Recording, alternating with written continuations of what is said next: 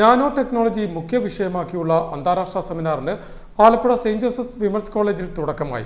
രൂപതാ മെത്രാൻ right reverend doctor James Raphael Anapparambil സെമിനാറിന്റെ ഉദ്ഘാടനം നിർവഹിച്ചു.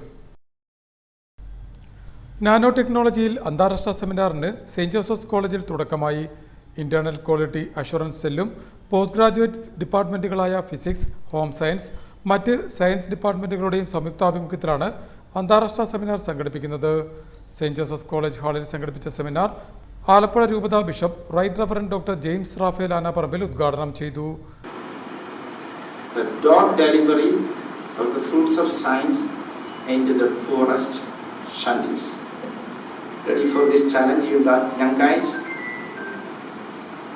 Don't leave India so much.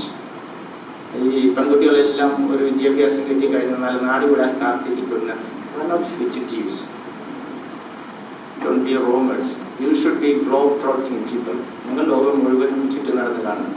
പക്ഷെ നിങ്ങൾ make your home India. Make India shine. Make our nation shine. Our brightness will come when the millions of India have enough food to eat.